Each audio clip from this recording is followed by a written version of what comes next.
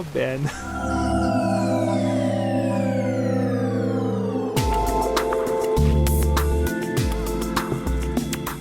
Good evening.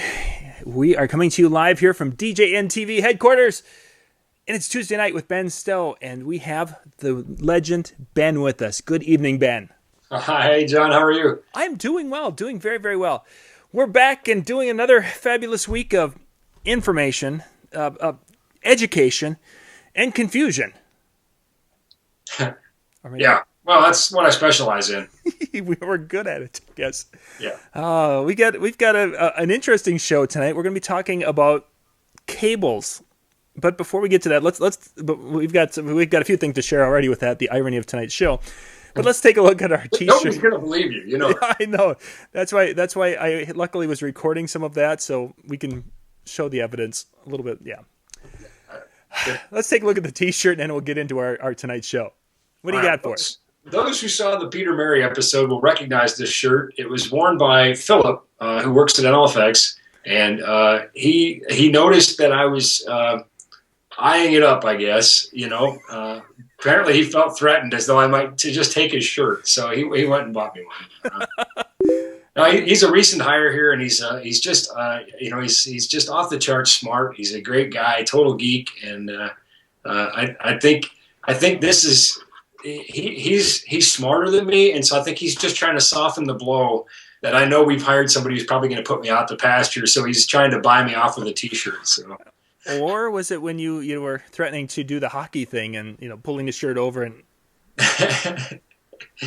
Yeah, maybe that was it. That could have been some of that. Oh, I'll show you what I learned from my hockey days. Yeah. Well, we keep going over this. I didn't play hockey. You did so. I've seen pictures. As an adult, you have played hockey. All right. I've played a few nights of pickup hockey. The story can go on from there. Yeah, well, all right, yeah. Okay, so tonight's show, Ben, we are talking about cables, problems cables can have, and testing the cables. So let's start off. Let's start with testing cables. What is something that a person can use when you are testing a variety of different cables?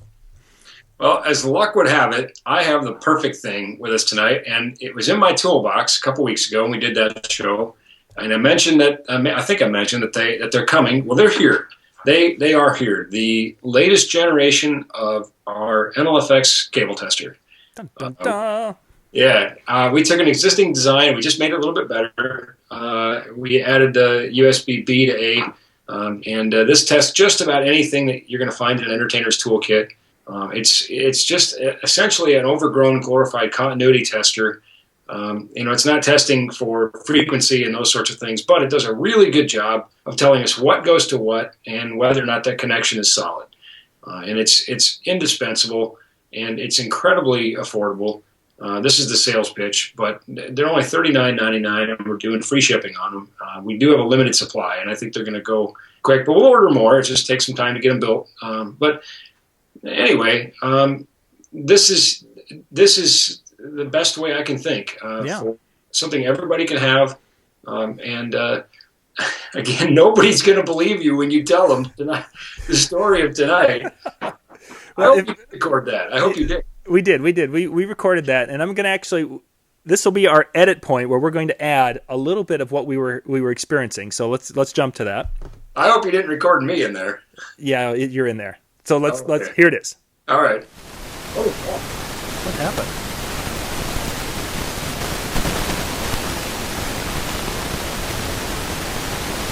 Do we have any audio? I've got tons of static. Wow, it was really muffled. It's really static here. Let's reconnect. So you heard that hiss out there, ladies and gentlemen, and that was we haven't had that problem before, have we, Ben? No, we haven't, and it is the definition of irony. So this is a old XLR microphone cable that I've had for 15 years, maybe. I don't know. Goodness gracious, I've had this thing forever. Tonight, this decided to go bye-bye on me. Ben, what do you think happened to the wire? What are some things that would have caused that loud hissing? Well, first of all, I'm 250 miles away from you, so I didn't do anything to it. That's true. It just, well, I used the force, you know? You know, like all of us, I mean, including me, we wear out. You know, when parts get used, they wear out. Obviously, a cable has no ability to heal. If you think about what's inside of a cable, here's an example here. In most cases, it's going to be stranded copper, and this is a speaker cable, so we're looking at a fairly large conductor. But if we take something smaller, maybe, for example, a USB cable, there's 4 small conductors inside there, or an HDMI cable, there's a great number of conductors inside there. A Cat5 cable has 8 conductors inside there, inside that space. And so we're talking about a thin amount of copper in there. By being stranded, which basically means we take itty bitty conductors and we twist them around, kind of into sort of, you know, like a rope, if you will. It's not braided, but it's neither here nor there. That gives it a little bit more flexibility, and copper is a flexible metal. But anytime we take a paper clip and bend it back and forth a few times, it's going to break, and sooner or later that's going to happen to our cables. And the type of construction is really going to determine how much of that abuse the cable's going to take. I've literally seen Cat5 cables broken by somebody stepping on them. Oh my! I've seen that happen on an install. The guy steps on a Cat5 and you got to re-pull it. And boy, that's frustrating. Ooh. Yeah. Well, and here's just kind of shooting from the hip here, but here's a good example. And that's why I keep this endless pile of junk around me when we shoot. I just never know what you're going to ask. But here's 2 speaker cables that we have side by side, and here we can see an inexpensive, low-cost one, and all we see is the conductors inside the rubber jacket. Yes.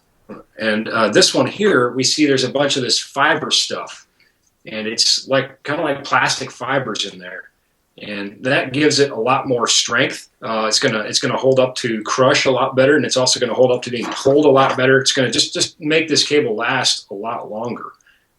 In fact, this one happens to be one of our NLFX Platinum Series cables, so we hope it lasts forever because we guarantee it forever. Yep. So if it doesn't, that comes out of my pocket, and I don't like that. That's a bad thing. So we're gonna hedge our bets up front and just make these things so they don't fail. But you know what? Everything will fail at some point, and that's 15 years is a pretty good run. And yeah, what specifically is wrong with your cable? I couldn't guess, but.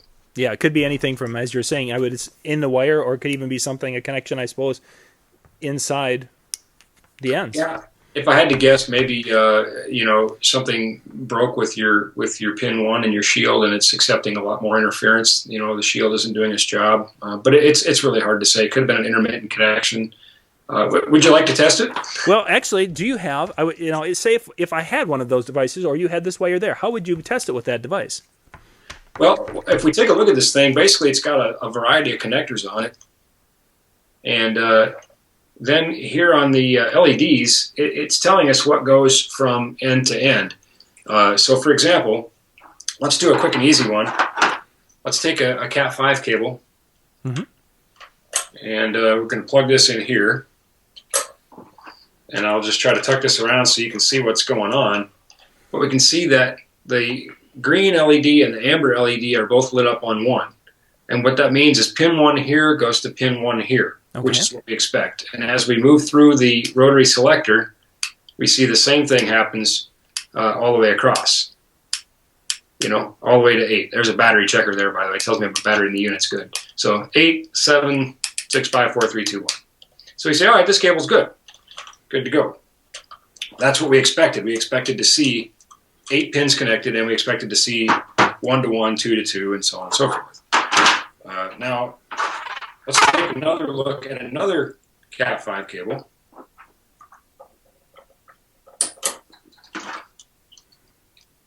And here we see pin 1 does not go to pin 1 on the other side. Uh-huh.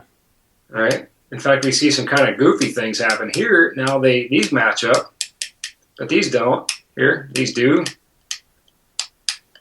Now, we might say, well, that's a bad cable, but in this case, it's not. And again, it just is telling us what's connected to what. And this is what we call a crossover cable. Now, we've gone to the liberty of labeling this particular cable crossover. Sure. So that if you use this where you don't want to use a crossover cable, it's not going to work, and you're not going to know why. You might say, "Oh, I can't get this connection to work. I don't know why." Well, it's your cable. It's a crossover cable. If it wasn't marked and you didn't know, now in a RJ45, you can just look at the plastic connector. You can look at the color code, and if you have that memorized for T568A or B, then you would know. But most of these other cables you can't see inside, and this is a pretty quick and easy way to say, well, that's what I expected. So here's another example. Actually, before you get too far, Ben, crossover application for a crossover cable. What would that be? Just give me a couple of. Well, here's a quick and easy one. Without a switch to go between devices. Let's say you wanted to connect a computer to a digital signal processor that has Ethernet on board. Now, some of the modern Ethernet cards, the network interface cards on computers and these devices are auto-sensing, and they don't need a switch, and you can use a straight-through cable like that. But others required a crossover cable so that your transmit and receive pins were reversed. So transmit landed on receive on the other side, and transmit here landed on receive on this side. I gotcha. Okay. That's where. Okay, neat. Very neat. I learned something new tonight again. Yeah. As opposed to a telephone cable where they are reversed, 8 to 1, 1 to 8, and so on. But now we just got complicated again. Yeah. T568A and T568B are the two most common wiring schemes for Cat5 cable, and I am reasonably certain that sometime before the age of the dinosaurs I posted that on my blog, so you can go check it out. There we go. If it's not there, I'll get it up there quick. Exactly. It'll be up by tomorrow morning when everyone's like, where was it? I looked last night. Yeah, everybody wants to know. Well, yeah, if you must know, it's orange, white, orange, green, white, blue, blue, white, green, brown, white, brown. But anyway, all right, that's B. Anyway, okay, so we were going to test some more, or show us another application. So let's check USB. Let's see. Now, in USB, you said there were 4 connectors in there? Yep. I'm just trying to think of a way to do this in a way that shows up on camera. So there's my USB cable. 1 to 1, 2 to 2, 3 to 3, 4 to 4. Nothing else. Good to go. Okay. Sure. So we say, yep, well, USB cable is good. So it is likely not the problem if I have a problem. Right. Other times this is useful is when we have like a Y adapter like this. We say, well, what's going on here? I got all kinds of stuff going on, and I want to know what goes to what. So I can just simply plug this guy in. Here I can see 1 goes to 1, 2 goes to 2, 3 goes to 3. And I can test the other one just as easily. Pull that one out, plug this one in, and we would expect to see the same. So I know that whatever comes into here comes out of both of these. It in essence splits that signal in a true Y. That's not always the case with a Y cable. For example, let's take this tip ring sleeve cable, TRS. Yes. This one is a 3.5 millimeter, which is the one connection missing on here. Easily solved by a 99-cent adapter, and it was going to cost a lot more than that to add it to the connector, to the tester. So he's all right, let's just do it this way.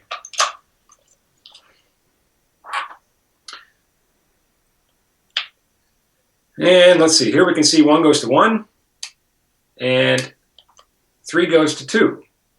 And that might confuse people a little bit, but we did put some printing on here. It kind of explains, what's going on.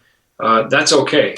The 2 is the pin here, and that's going to the ring on this side, because this is a stereo breakout. Now this one here is going to go 1 to 1 and 2 to 2. So the tip here is going to the tip here, and the sleeve is going to the sleeve. But this allows us to use this Y to send a stereo mono signal,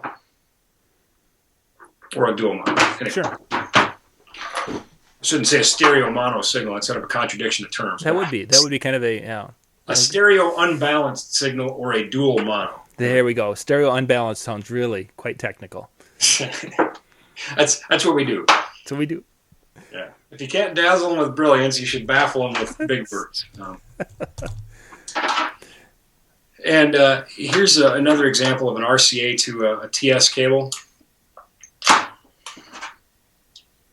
And we would expect to see 1-to-1 and 2-to-2. And that's what we see. So we know that this is wired correctly and that it works. Other things that this thing tests are 8-pin speak-on. Some big bad daddy there. So this will even test the stuff we use with our concert touring line arrays. Tests both 3 and 5-pin XLR. So 5-pin DMX, for example. I think I've got one here. Here we go. 5-pin DMX cable. What you would, again, find on maybe the touring level fixtures. And I can quickly and easily test this. Didn't test this in advance, so sure hope it's good. Now, if it wouldn't be, what would we see, or what would we not see there? Well, for example, you might find a pin that's wired backwards. Maybe we'd say, wait, 2 is not supposed to go to 3. That's not going to work. Or we might find a pin that's empty. We'd say, well, there's no connection there. We were expecting a connection there, and maybe one of those wires has come loose. Things that happen, again, as these cables are used in the field and they're rolled over by carts and trunks and, people step on them and they just endure unspeakable abuse. This was in a 6-pin intercom cable. And as you can see, it was pulled clean out. It almost looks like there was never a wire attached. If you look really close, you can see the solder points. Oh, yeah, there you go. It was pulled so clean out that it looks like, and this came from a stadium that said, hey, we need these fixed. They had 3 belt packs that need to be fixed, as these were just plucked clean by people walking around with these belt packs, and that's pulling on the cable, and the strain relief fails and pulls the thing out. That one didn't require a tester to diagnose. Probably not so much, no. No. Anyways, we got, TS cables, TRS cables. Here's an example. Maybe I want to test this XLR to a TS cable. And again, this tester will let me test anything to anything. If you felt so inclined to wire an RJ45 to a speak-on, for what reason, I don't know. But if you did, you could test it. This tester will let you do it. There we go. And here we can see that in this case, the arrow here, the green arrow, says, okay, so pin 1 here is going to both the sleeve and the ring. Well, this is a TS cable. There is no ring, so that's what we expect, because there's continuity between where would be the sleeve and the ring is only a sleeve. Sure, okay. Sorry if I confused anybody, but a TS cable only has a tip and a sleeve, whereas a TRS cable has a tip, a ring, and a sleeve. There we go. Yeah, I think we can see those. Mm-hmm. And as you can see, there is no ring here, so we would expect to find these tied together. So that's okay in our book. Really important, though, is we want to make sure 2 only goes to 2, and it does, so that's good. And then again, we'd expect to find pins 1 and 3 tied to the sleeve over here. So essentially, we have an unbalanced connection here and a balanced connection here.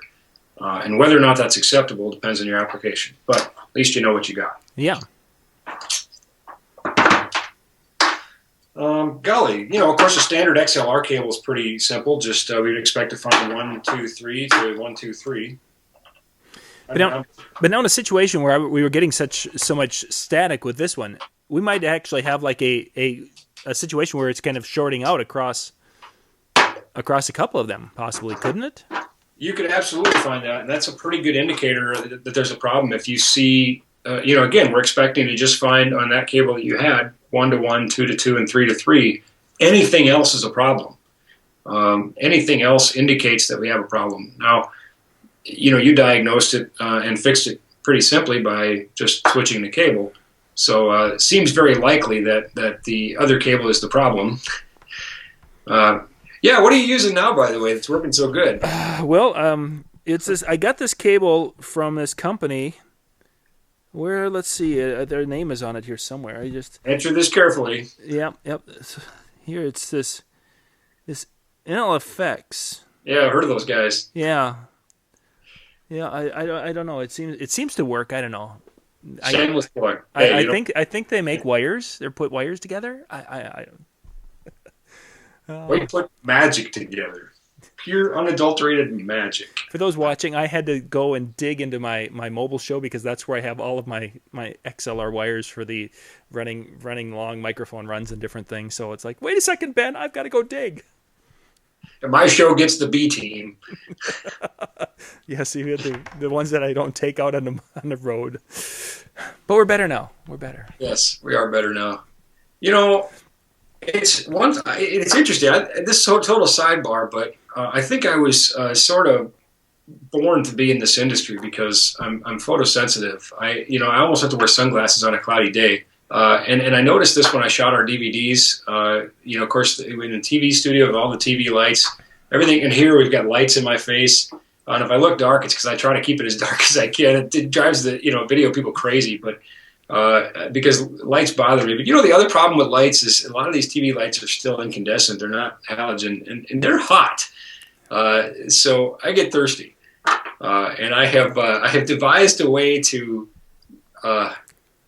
make myself more comfortable while I'm battling hot lights on TV, which is important. Yes. So I check this out. I have built a machine. I have built a device. You ready? Yeah. Let's check this out. All right.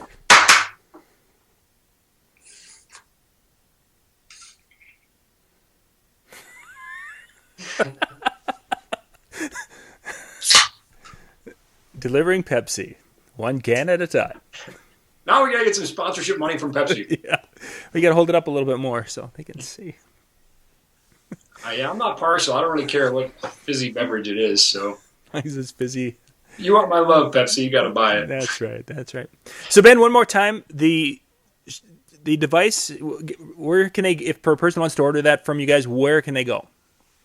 I tell you what. Why don't we put a link with the video? But you can get these at nlfxpro.com, or we're going to put some links up on the NLFX Facebook page. We try to not make these shows too much of an infomercial, and I guess I sort of apologetically say today kind of was. But you know what? We made these very affordable, and everybody should have one. I just can't. I can't think of something you could spend $39 on that would be better as a utility tool. Maybe a multimeter would be number 2. Maybe number 1. Well, it depends. The Pepsi delivery machine, was that over $39? Way over $39. Okay, then it's still number 1. Yeah. Plus it's not very portable. And it only works some of the time, but it worked that time, so it was awesome. That sounds great. Yeah, we'll put a link in the description below so you guys out there can check that out. If you want to order one, you certainly can. But hopefully, just the idea of being able to test wires that fail is going to be something that will help you in your DJ business. Because, well, when things like this happen, if we wouldn't have been talking about wires, we'd have probably been looking at computer problems tonight instead of a wire. It's last week. I got on my soapbox and had a little rant, and that was fun. I don't do that very often. I don't, So I'll just say, for the sake of getting this off my own chest, because nobody's going to believe that really happened. John and I are about 2 of the most honest Christian guys that I know. It really happened. It really happened. I swear to you. But even if it was staged, it was good TV. But the fact that it really happened was remarkable to me. So very funny. Yep. Yeah. I wish you were here because I wish we were doing this in the same location because it would be fun to put this on the cable tester and demonstrate what the issue is. But anyway, I think we've got a pretty good walkthrough of what this will do. It'll test banana connections, for example. Here's our banana connection there. Oh yeah. And down here is just some instructions. Again, this wasn't our idea. There's lots of cable testers out there. We just took an idea, made it just one connector better, and tried to make it affordable so everybody could put it in their toolkit. And we hope to put it in yours. Yeah, sounds great. We'll put links in the description below. Go check out our Facebook page. We go to Facebook and type in Tuesday Night with Ben Stowe. Find the page, like the page, show them some love out there. That would be awesome. Need the love. Need the love. But Pepsi's not going to send me any. Probably not. No, you'll have to be buying your Pepsi next week. And if Coke's on sale, you know what? I can just see the response from Pepsi right now. 50 cents and our endorsement will get you a can. That'll be great. So. Oh, good stuff. Well, Ben, thank you very much for the kind of walkthrough on how to test cables tonight. Thanks, John. All right, this is John Young with the Disc Jockey News and Disc Jockey News TV on Tuesday night with Ben Stowe. Good night.